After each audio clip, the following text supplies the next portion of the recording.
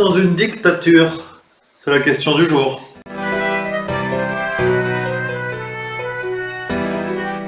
Petit avertissement avant de commencer cette vidéo, parce que je te vois t'exciter là, en mode « Ah, il va balancer du scoop ». Non, l'idée n'est pas de se baser sur des propos façon café du commerce qui ne reposent sur aucune source sérieuse pour justifier du fait que nous nous sentons en dictature ou pas. Non, j'ai voulu être très factuel. Tout ce que je vais vous dire dans cette vidéo est sourcé. Vous pourrez retrouver les liens des articles que j'ai utilisés dans la description de cette vidéo. Mon idée de base, c'est de comparer ce qui se fait dans les dictatures contemporaines, donc les dictatures du 21e siècle, ce qui se fait, ce que les médias français critiquent, même des membres de notre gouvernement ont critiqué, et de comparer cela avec ce qui se fait aujourd'hui en France. Tu vas vite comprendre, c'est simple. De retour d'un déplacement en Israël, le 24 janvier 2020, Emmanuel Macron avait déclaré à un journaliste présent dans l'avion avec lui, je cite, « Essayez la dictature et vous verrez ». C'est justement ce que j'ai voulu faire, voir ce qui se fait dans d'autres dictatures et comparer cela à la France. Et justement, le même jour, dans l'avion du retour d'Israël, toujours, Emmanuel Macron avait déclaré à ce même journaliste « Une dictature, c'est un régime où une personne seule ou un clan décide des lois ». On a eu un exemple de ça le 25 septembre 2019, lorsque a eu lieu à l'Assemblée nationale en France un vote concernant l'adoption du projet de loi bioéthique. Regardez ce qui s'est passé. Je mets donc aux voix l'amendement 2123 qui a reçu un avis favorable du rapporteur et du gouvernement. Qui est pour? Qui est contre? Il est adopté. Non, écoutez, mais pourquoi vous contestez? Si je vous dis que l'amendement est adopté, il a été adopté. On a l'impression en tant que spectateur que le vote contre est supérieur au vote pour. En tout cas, on a un doute. Pourtant, Richard Ferrand, le président de l'Assemblée nationale, n'a pas hésité à adopter ce projet de loi sans aucun doute. Quelques heures après la diffusion de cette vidéo, il y a eu un véritable scandale qui est né sur les réseaux sociaux et dans les médias. Pourtant, le lendemain, l'Assemblée nationale a voulu mettre les choses au clair avec un message posté sur Twitter, je cite, « Le président de séance est le seul à avoir une vision d'ensemble de l'hémicycle et n'a pas à justifier le décompte des voix. Ce n'est que lorsqu'il a un doute sur le résultat d'un vote à main levée qu'il procède à un vote par assis levé. » Donc on a la preuve que Richard Ferrand a pris seul une décision sans pouvoir être remis en cause. Autre exemple, en décembre 2018, on apprenait que le député Sébastien Nadeau avait voté contre la proposition de budget 2019 soumise par le gouvernement d'Emmanuel Macron. Quelques heures plus tard, nous apprenions que Sébastien Nadeau était tout simplement exclu du groupe parlementaire La République En Marche. Donc effectivement, Emmanuel Macron a raison, une dictature c'est quand seulement quelqu'un ou un groupe défini de personnes décide des lois dont acte. Vous commencez à comprendre le concept et on va continuer avec une autre comparaison concernant la mise en scène du pouvoir qui, comme vous le savez, est un élément fort des dictatures de ce monde. Et récemment, pas plus tard que hier, à l'heure où je fais la vidéo, nous avions eu une mise en scène du pouvoir à l'hôpital du Kremlin Bicêtre lors de la visite d'Emmanuel Macron au personnel soignant. L'Élysée avait été très clair, pas de journalistes, les seules images diffusées seraient celles fournies par l'Élysée. Voici donc ce qui s'est passé. Est-ce qu'on peut s'applaudir comme le soir le fou les gens? Nous avons donc une mise en scène où Emmanuel Macron est représenté comme un acteur de théâtre au centre de la pièce, sous une pluie d'applaudissements. Mais que s'est-il vraiment passé ? Isabelle Bernard est infirmière, anesthésiste et secrétaire de la section CGT du CHU du Kremlin Bicêtre. Voilà ce qu'elle a déclaré à la presse. Ce n'est surtout pas Macron que nous avons applaudi à son invitation. Cette collègue a pris la parole de manière viscérale pour parler des conditions de travail des soignants et des problèmes que nous rencontrons. Elle a dit au président que ça faisait longtemps qu'on l'interpellait, que nous étions en grève depuis des mois et qu'il n'avait jamais répondu présent, qu'il était dommage qu'il faille des milliers de morts pour qu'il se préoccupe de la santé. Ces métiers-là, on est fait par vocation. On est fait parce qu'on aime les gens, on a l'hôpital public. Je suis seul de ma famille qui n'est pas soignant. Les soignants, on est des pauvres. Et demain, on peut se retrouver dans les vies, nous aussi. Et donc, ce qu'on aimerait bien pour nous, on aimerait pouvoir le faire pour autrui. Et avec les membres des petits, avec les membres personnels, on y arrive. Mais après, politiquement, on va dire des questions parce que... Et nous, on rentre chez nous le soir avec...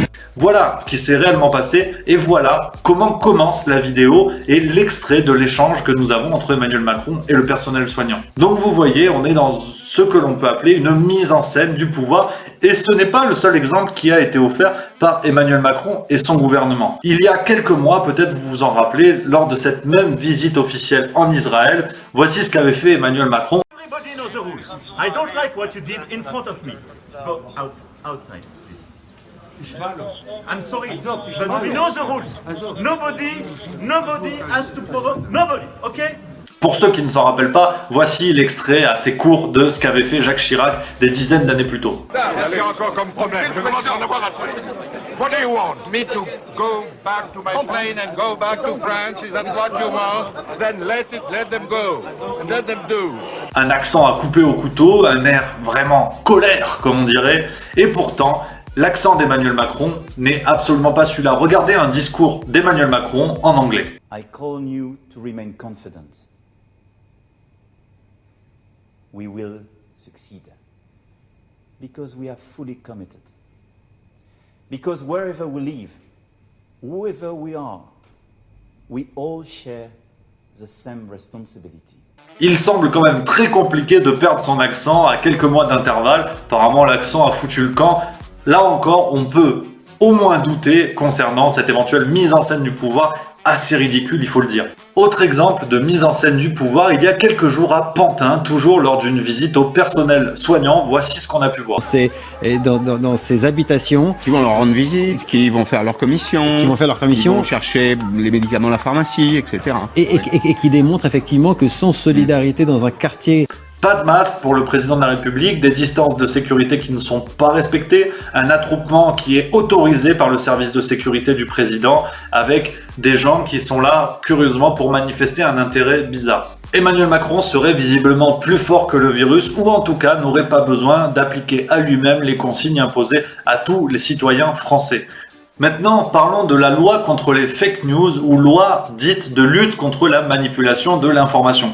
Quelques éléments pour vous montrer que cette loi est plutôt éloignée de ce que l'on pourrait attendre d'un gouvernement républicain.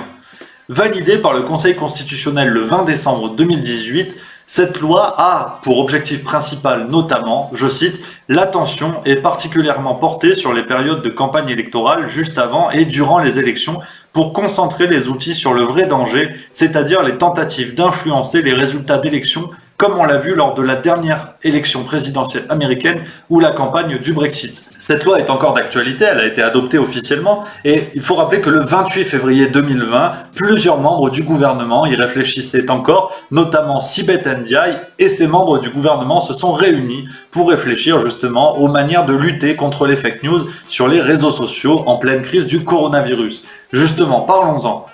Sibeth Ndiaye a déclaré le 17 mars dernier lors d'une conférence de presse à l'Elysée que les Français ne pourront pas acheter de masques dans les pharmacies car ce n'est pas nécessaire si l'on n'est pas malade. C'était il y a moins d'un mois. On a aussi eu ce passage.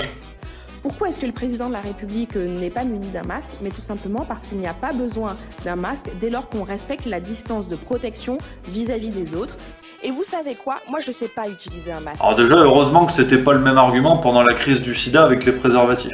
Il faut aussi rappeler que Sibeth Ndiaye est une personne qui avait déclaré à la presse « J'accepte de mentir pour protéger le président ». Donc, en pleine crise du coronavirus, nous avons un membre du gouvernement en charge de faire respecter la loi sur les fake news et qui, factuellement, est une personne qui a répandu des fake news dans les médias. On se rappelle aussi de cette fausse vidéo diffusée par l'Elysée pour se couvrir en pleine affaire Benalla. Comme avait dit le journal Le Monde, je cite, « L'Elysée a utilisé une vidéo de la préfecture de police obtenue illégalement et a ajouté des images d'une autre scène de violence avant de les diffuser anonymement sur Twitter. » Donc je ne vous parle même pas des propos et des commentaires des membres du gouvernement sur la question de l'anonymat sur les réseaux sociaux à la suite de l'affaire Griveaux. Là encore, nous avons un exemple de fake news allègrement diffusé par l'Elysée directement, l'Elysée en charge de faire respecter la loi sur les fake news. On enchaîne avec un passage sur la question du respect des droits de l'homme. Vous vous rappelez sûrement l'affaire Griveaux avec cet artiste russe exilé en France, Piotr Pawlinski, à l'origine de la diffusion des vidéos, disons, intimes de Benjamin Griveaux. Au sujet de Piotr Pawlinski, justement, le député La République En Marche, Bruno Questel, avait déclaré à la suite de cette affaire « Il est réfugié politique, il se comporte comme un salopard. S'il y a une première chose à faire, c'est de le mettre dans un avion direction la Russie. » Donc, nous avons là une personne membre du parti gouvernemental, du parti du président de la République, qui n'hésite pas à renier des droits élémentaires, des droits de l'homme élémentaires. Pourtant, dans un discours prononcé le 31 octobre 2017 devant le Conseil de l'Europe à Strasbourg, Emmanuel Macron avait affirmé ceci: le respect des droits de l'homme est une obligation juridique, leur défense est un acte politique et diplomatique, c'est un combat avec les armes redoutablement efficace du dialogue. La ligne aurait-elle changé? En tout cas, Bruno Questel n'a pas été sanctionné par Emmanuel Macron. On continue avec les accusations faites à la Russie de vouloir déstabiliser les démocraties occidentales via la manipulation des réseaux sociaux. La Russie fait partie d'un des ogres très souvent critiqués en France pour son aspect totalitaire. On rappelle les propos donc lors de la conférence de Munich sur la sécurité, le chef de l'État français Emmanuel Macron, dont la campagne de 2017 avait été la cible de hackers russes, a mis en garde contre les ingérences russes, notamment sur les réseaux sociaux. Et pourtant, le 9 avril 2019, le journal Mediapart a publié une enquête expliquant que La République En Marche avait également utilisé sa force et son pouvoir d'influence sur les réseaux sociaux. Je cite: une étude du chercheur Baptiste Robert montre que La République En Marche a tenté de manipuler le trafic sur Twitter lors du premier meeting de Nathalie Loiseau, à l'opposé des discours présidentiels sur la régulation d'Internet. Je vous mets le lien de cette enquête dans la description de cette vidéo. Nous avons là la preuve que le parti du président de la République, très critique à l'égard de la Russie sur la manipulation des réseaux sociaux, n'hésite pas à utiliser les mêmes méthodes. Même chose avec les accusations faites à Donald Trump d'avoir collecté des données et influencé le vote des électeurs. Vous connaissez sûrement le cas de cette affaire Cambridge Analytica, cette entreprise qui collecte des données de centaines de milliers de citoyens à travers le monde pour les revendre et permettre d'influencer notamment des scrutins électoraux. En France, plusieurs de nos médias et de nos gouvernants n'ont pas hésité à critiquer ouvertement Donald Trump, qui aurait eu recours au service de Cambridge Analytica pour tenter d'influencer les résultats des élections présidentielles. Sauf que j'ai trouvé une citation d'une personne qui s'appelle Guillaume Liéger, le cofondateur de l'entreprise LMP. L'entreprise LMP est une entreprise qui fonctionne à peu près de la même manière que Cambridge Analytica, sauf que LMP, il faut le souligner, ne se base que sur des données publiquement accessibles, donc les données de l'INSEE, les données des précédents résultats électoraux. En tout cas, ça, c'est la version officielle. Et voici ce qu'a déclaré Guillaume Liéger, le cofondateur de LMP.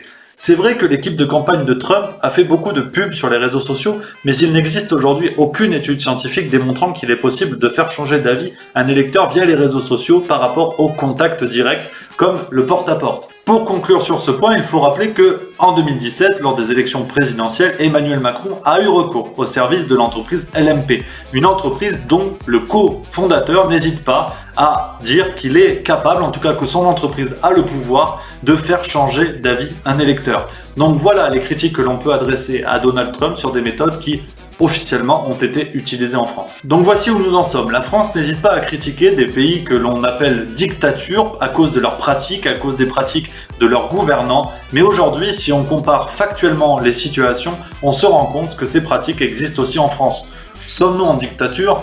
Je peux pas te le dire officiellement, mais en tout cas on en a toutes les bonnes méthodes. J'espère que cette vidéo vous a plu, n'hésitez pas à la partager sur les réseaux sociaux, sinon vous pouvez découvrir ma dernière vidéo sur le professeur Raoult, elle est par là, il y a quelque chose, et sinon vous pouvez vous abonner, c'est par là, hop, et puis à très bientôt.